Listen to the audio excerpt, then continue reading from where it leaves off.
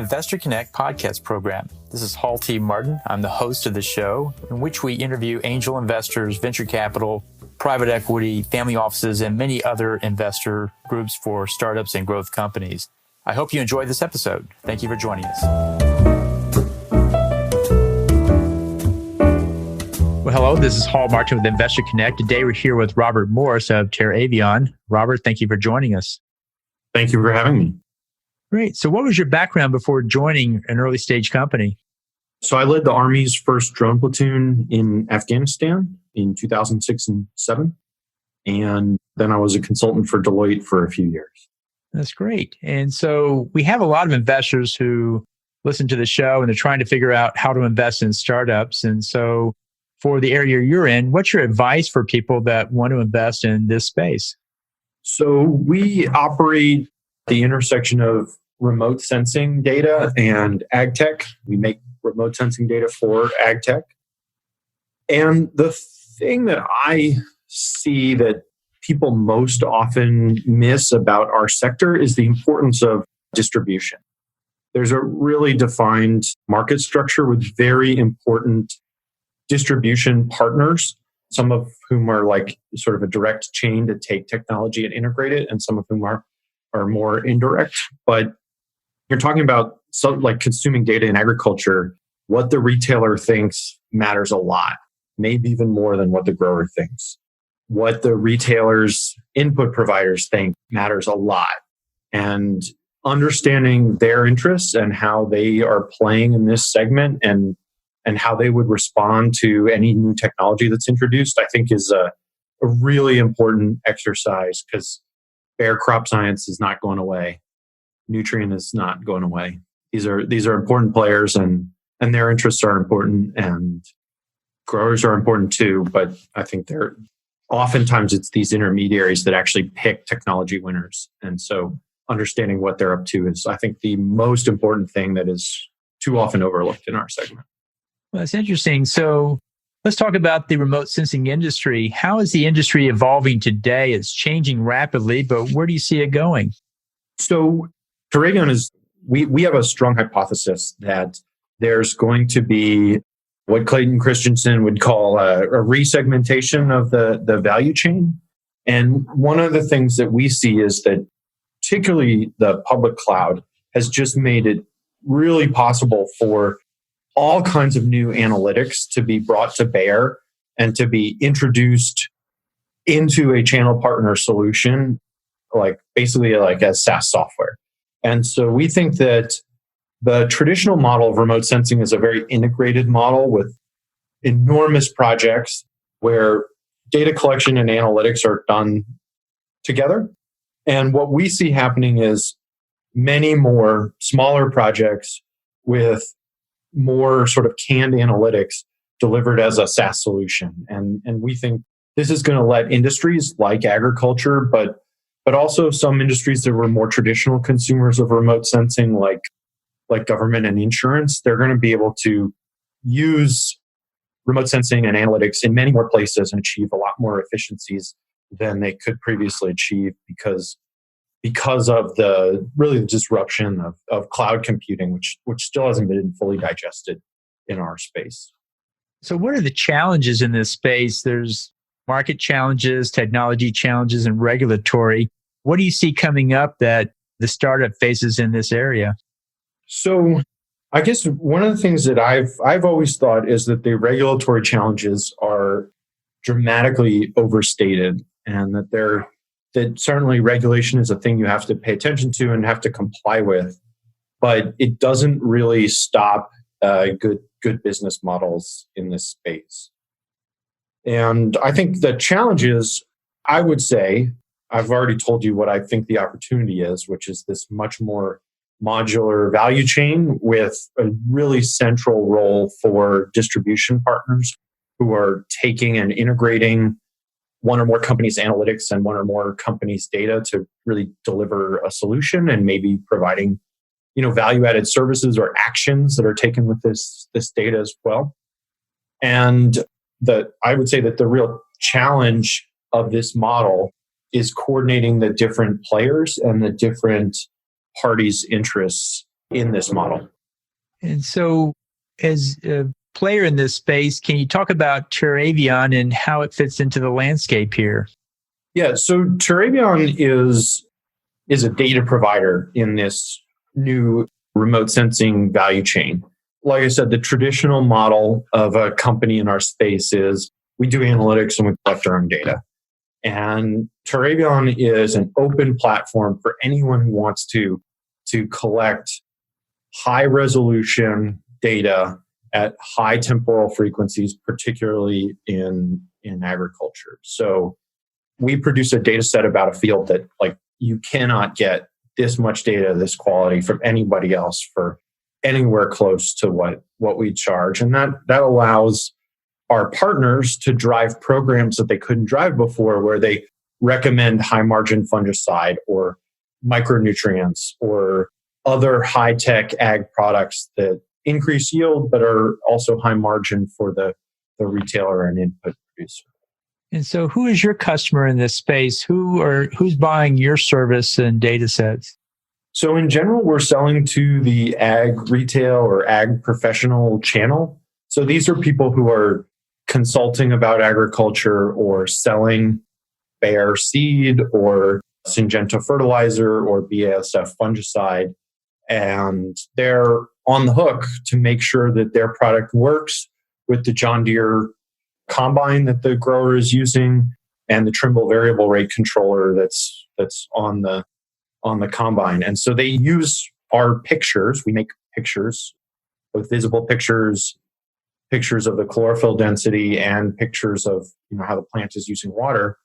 They use our pictures the same way a doctor uses an X-ray as a picture of their patient to make sure that the care for this field is coordinated and producing the results that they expect and that they promise to their client.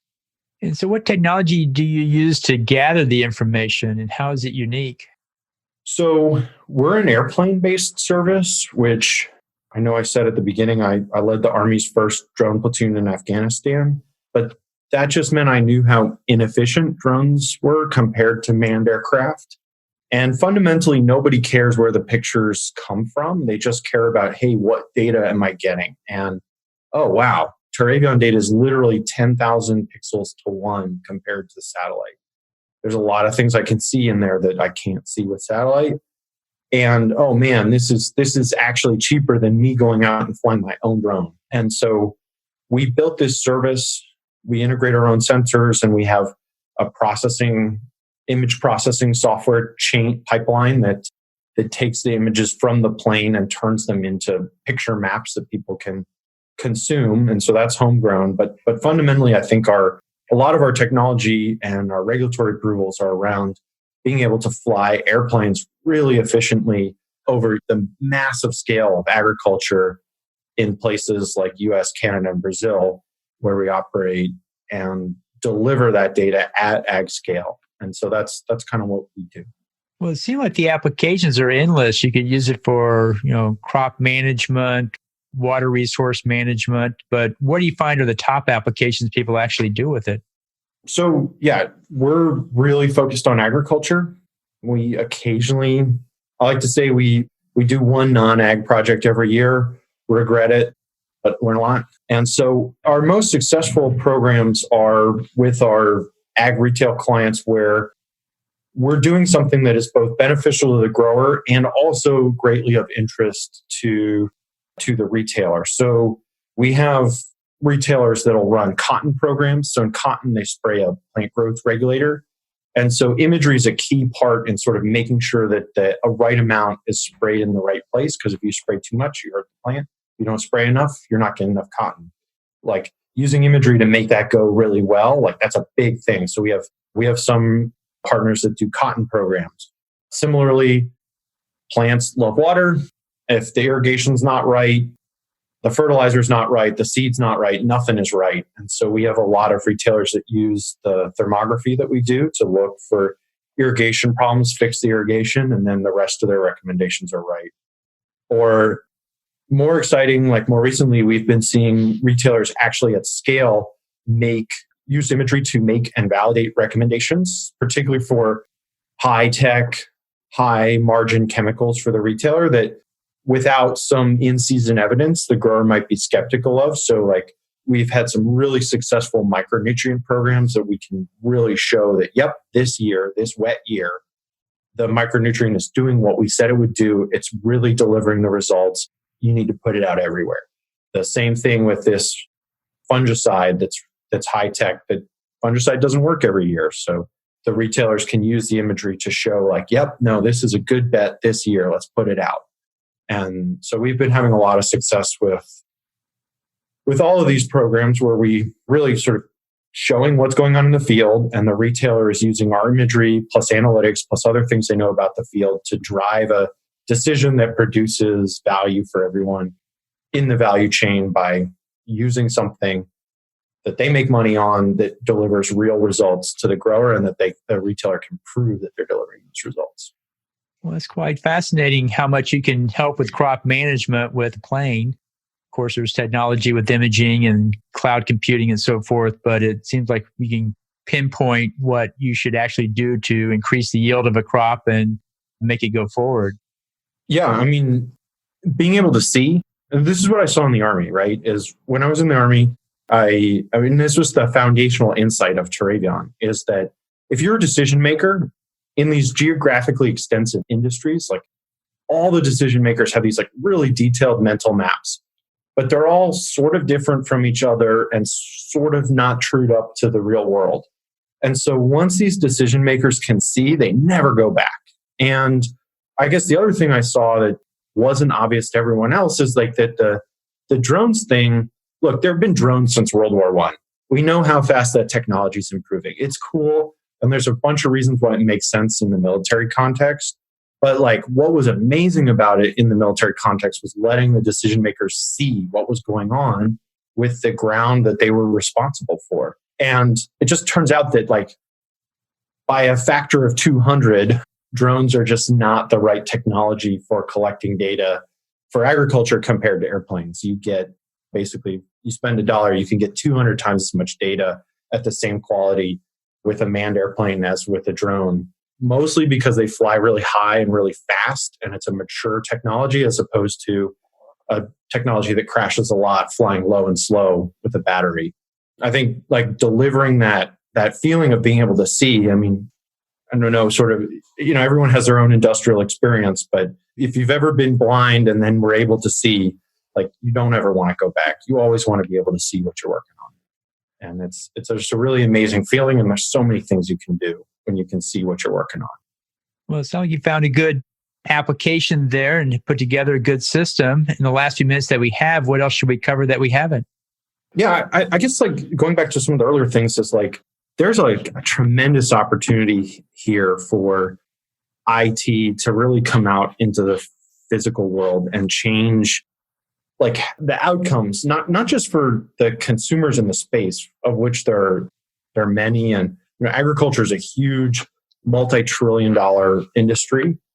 And so like that's a huge economic opportunity. But the adjacent things that you mentioned of like understanding what's going on with the environment and demonstrating consumer preference and sustainability metrics. And so I don't know, I think this is one of those places where capitalism is really going to do something great in terms of making it possible for us to feed the world, making it possible for us to sequester carbon, making it possible for us to sustain our environment as we scale agricultural production for food and for fuel and fiber as the world needs more of this, and we become more conscientious managers of the natural environment. So I think there's just like a huge opportunity here to digitize the physical world, which I think is like, it's a really cool thing. It is. So how best for listeners to get back in touch with you? We're pretty easy to reach. If you go to our website, www.TerrAvion, that's TerrAvion, like Terra and avionics smashed together. We have contact form on our website. You can fill it out and somebody should be in touch with you shortly. Well, I appreciate you taking time to talk today and hope to have you back for a follow-up soon. Thank you. If Investor Connect helps investors interested in startup funding. In this podcast series, experienced investors share their experience and advice. You can learn more at investorconnect.org.